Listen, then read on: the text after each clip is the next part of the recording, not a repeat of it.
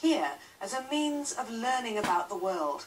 But for those 7,000 New Zealanders born deaf, the road to education has been hard. Many have failed.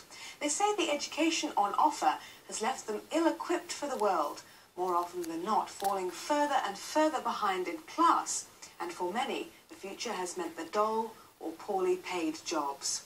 Well, now they want to be educated their way. Here's Elizabeth Raises.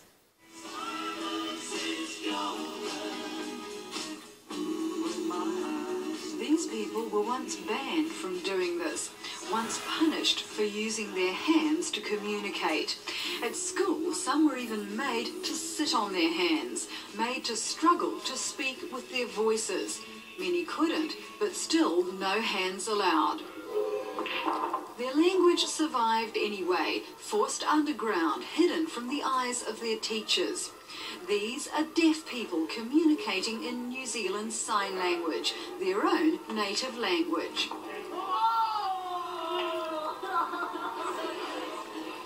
They were banned from using a language they could see, sign, so they could better learn a language they couldn't hear, English. But many never did learn good English, never did get a solid education. Do deaf people feel they've been shortchanged? Absolutely.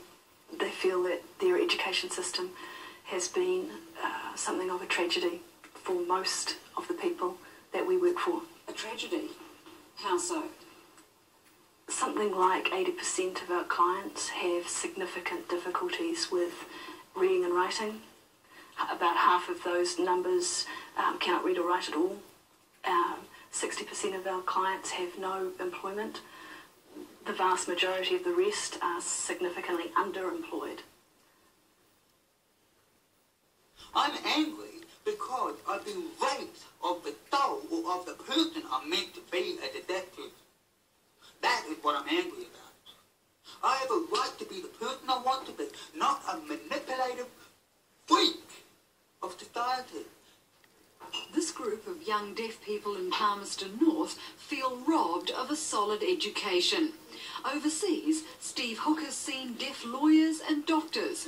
Here, he believes he might have been one of them. Instead, he's a filing clerk. Only the deaf know what's best for themselves, not the hearing. You have teachers telling you, you have to learn to listen.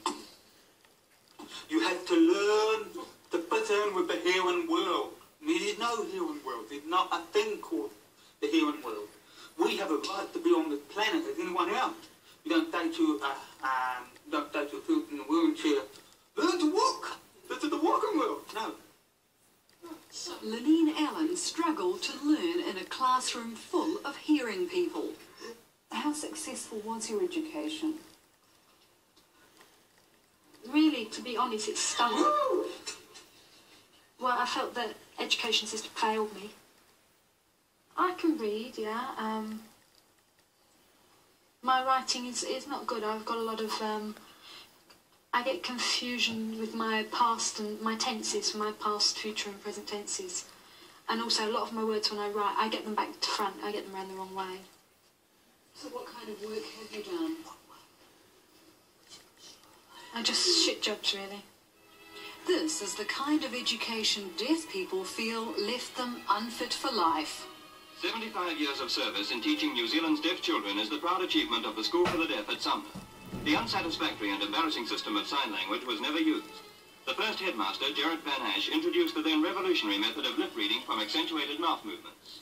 Over the years, the aim of deaf education was to produce deaf adults able to function independently in a hearing world. Teachers spent many long hours trying to get children to speak words they couldn't hear. Numerator. Numerator. Very good, thank you. This type of education, introduced over 100 years ago around the world, was called oral education. In a few years, they will understand almost everything that is said to them and be able to speak themselves. Can you show me his forelegs, Colin? Good boy, he's got 4 legs. But most children ended up being fit only for menial jobs after leaving school. Many were poor at speech and unable to read and write as well. So total communication was introduced in the 1970s. This uses a form of signing which literally translates every English word. But deaf people protest against signed English. They say it's a false, clumsy system foisted on them by a hearing world, inferior in every way to their natural sign languages used for centuries by deaf people around the world. What do birds eat? What do birds eat? Around the same time, mainstreaming had become widespread in schools. Almost all deaf children, like Daniel Hunter in Pahiatua, are now taught in regular classrooms alongside hearing children. For mainstreaming to work, deaf children need one-to-one help. Daniel does have that extra help. His teacher aide uses signed English with him every morning. But most afternoons, he's on his own. Daniel Hunter's falling further and further behind at school. His mum says it's heartbreaking to watch. He's 8 years old and he has a lot of trouble even writing a short story. He can get all the main points there, but he has no idea of grammar or any sentence structure or anything like that. I really think that he needs more time, more effort put in by the powers that be, like extra help in the classroom, because they're trying to encourage mainstreaming. I mean, that's been the government's big thing, is mainstreaming, but they're not providing the help that they need on the grassroots level in the schools. It's just not there. Rosemary Harris is another hearing mother with a mainstreamed deaf child. Rebecca now has extra help for most of her school day, but before that she was floundering badly in the mainstream. Both of us just became completely stressed out at school and at home. She was very, very unhappy. She'd come home every day really, really upset, in tears. Her face was very, very strained and pinched. She was not at all like a happy 11-year-old kid should be. Jill Mears got a young deaf daughter. You've got a deaf child sitting in a hearing world where most instructions are given orally, and she sat there and did nothing. The group of deaf young people we met earlier were all mainstreamed bar one, and they're all strongly against it. What's wrong with mainstreaming? If the word had, you can put a child in. Very lonely and like being mainstreaming, you lose your identity, you lose your culture, because you don't know what it's like to have your own culture. But it's destroying because you've been mainstream into a hearing world, which means you lose everything of yourself. It's because you're being pressurized to be normalised like a hearing person, but you're not hearing because then. I would like to say to the parent of deaf children and to the teacher, please listen to us, because too many ignore us and you think you know what's best, but you don't. I've been through it myself, so please listen to us.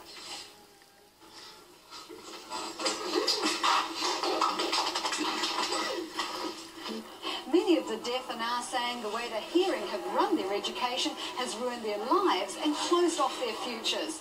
They're saying, well, you've tried lots of different methods and you failed, so let us have a go ourselves.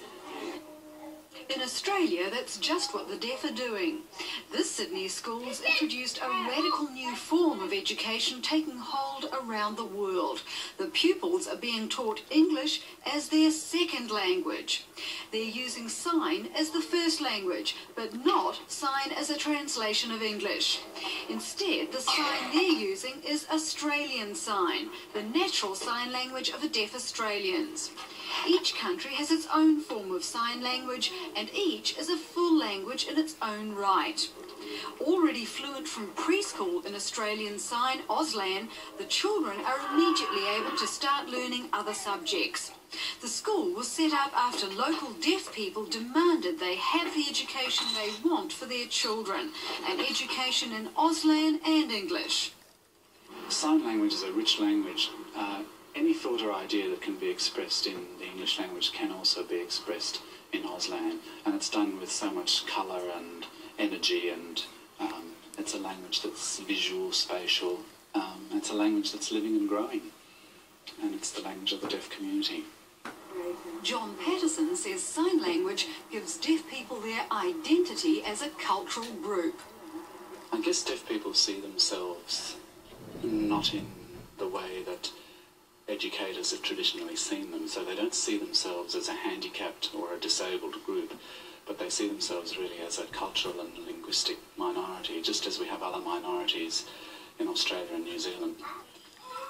In New Zealand, educators here are also responding to worldwide trends and calls from the deaf community. This is New Zealand's sign language being introduced into one of the deaf units within some hearing schools. Next year, the Kelston School for the Deaf in Auckland will set up a pilot program using New Zealand's sign language to teach other subjects, including English. Teachers believe deaf children's education is more likely to succeed if they can get a full grasp of a language they can see, sign, before moving to learn a language they can't hear, English. Head of Kelston's Board of Trustees, David McKee. Why is New Zealand Sign Language important?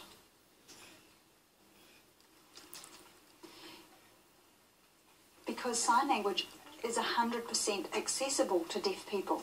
With speech and lip reading, it's guesswork. It's a lot of guesswork, but with sign language, you've got 100% access to the information. So you can learn more easily. You can communicate easier. It's much easier for deaf children. Coordinator of the new sign language pilot program at Kelston, Beatrice Nuttall. English is going to be very important. Students will still need written skills and reading skills. But it's just that the concepts are going to be taught in New Zealand Sign Language.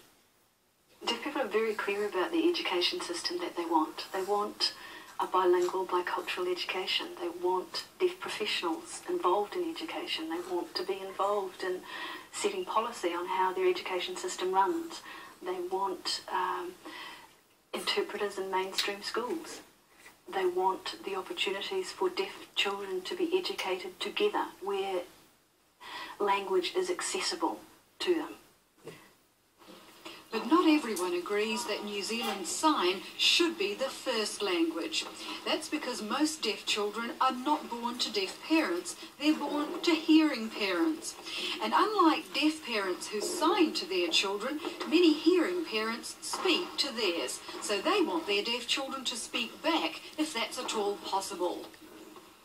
Because I could see that when they reached adulthood, that they would have to move out into the world and hold down jobs in a hearing world and be able to go to the shop and speak and say, could I have a pound of butter or something like that?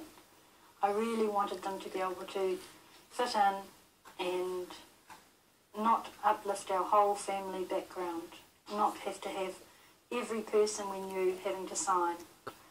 I wanted them to have the chance to learn to speak, and I knew that if I didn't persevere when they were young, they wouldn't develop that language. And I'm very pleased that I did. So an oral education can work well for some deaf students. Students like Lisa Sinclair have had tremendous success in oral mainstream schooling. Now toughing it out at university, Lisa's learned to speak and lip read very well. But there's a price she's paying for her success. She's caught between two worlds.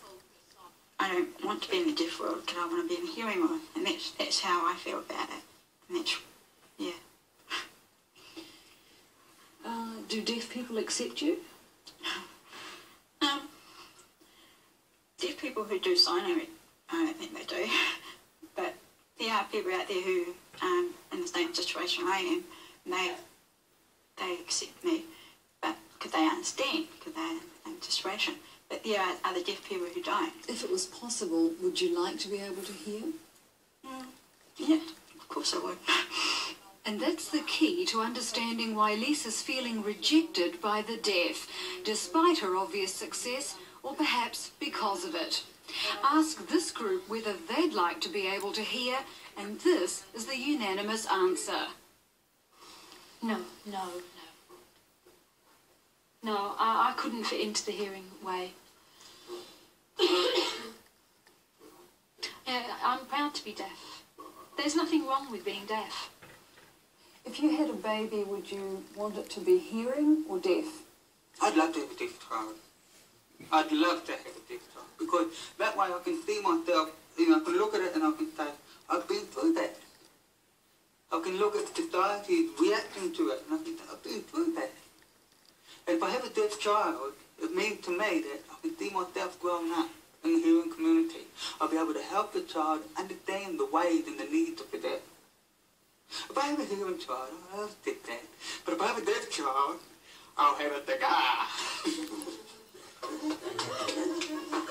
Deaf people don't regard their deafness as a tragedy. It's not this wall of silence.